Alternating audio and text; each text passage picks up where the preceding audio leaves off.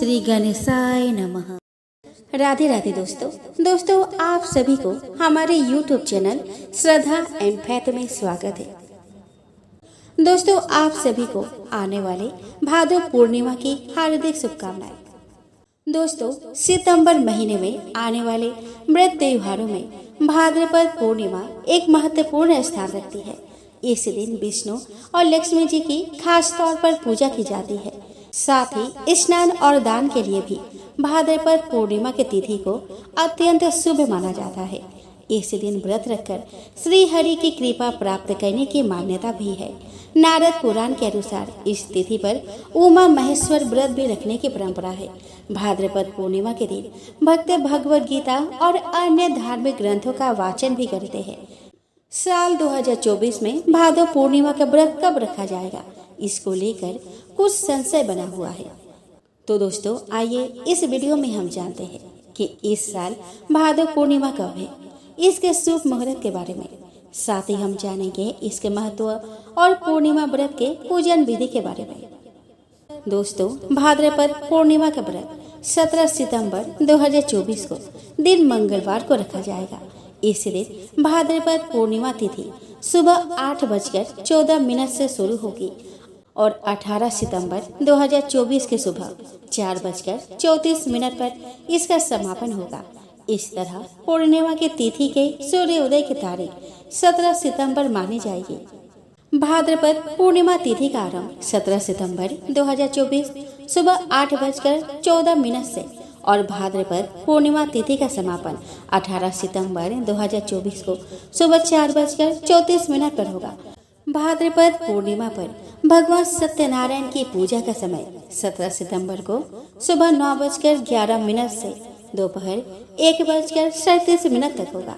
भाद्रपद पूर्णिमा 2024 चंद्र उदय का समय शाम 6:03 पर होगा और भाद्रपद पूर्णिमा पर लक्ष्मी जी का पूजा का समय 17 सितंबर को रात 11:52 से 18 सितंबर की प्रातः 12:39 तक रहेगा। दोस्तों भाद्रपद पूर्णिमा के दिन भगवद गीता का पाठ करना शुभदायी होता है। वही इस दिन की गई भगवान सत्यनारायण की पूजा भी शुभ मानी जाती है। अगर संभव हो तो इस दिन व्रत करें, नहीं तो विष्णु चालीसा और श्री लक्ष्मी चालीसा का जाप करें। कुछ जगहों पर इस दिन चंद्रमा पूजन का भी विधान है। भाद्रपद पूर्णिमा पर गंगा स्नान का भी महत्व है।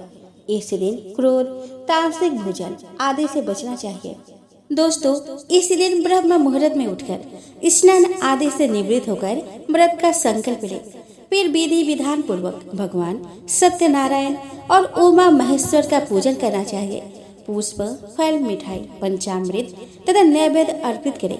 तत्पश्चात कथा सुननी या पढ़नी चाहिए। इसी दिन से पितृ महालय प्रारंभ हो जाता है, अतः पूर्णिमा तिथि को पहला श्राद्ध किया जाता है। इस दिन पितरों के निमित्त तर्पण करना उचित रहता है।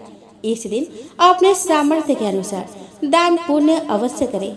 दोस्तों भाद्रपद पूर्णिमा के दिन यदि पति पत्नी चंद्रमा को दूध का अर्घ्य देते हैं तो दाम्पत्य जीवन में मधुरता बनी रहती है।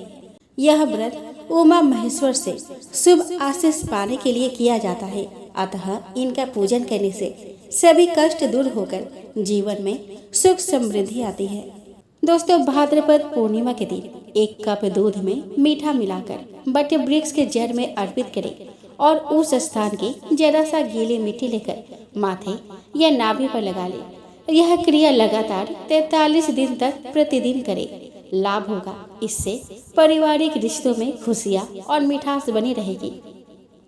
इस दिन भगवान सत्यनारायण का पूजन तथा कथा का आयोजन करके प्रसाद बांटनी चाहिए। इस दिन पूर्णिमा का श्राद्ध किया जाता है, अतः पितृ तर्पण करके गाय, कौवा, कुत्ता, चींटी और देवताओं को अन्न जल अर्पित करें। ब्राह्मणों को भोजन कराना चाहिए। पूर्णिमा के दिन भी पीपल के वृक्ष पर देवी माँ लक्ष्मी का आगमन होता है, अतः सुबह स्नान के पश्चात यदि पति पत्नी पीपल के वृक्ष के सामने कुछ मीठा चढ़ाए और फिर जल अर्पित करके माँ लक्ष्मी से प्रार्थना करें तो इससे भी रिश्तों में मजबूती आएगी और धन आगमन के रास्ते खुलते हैं।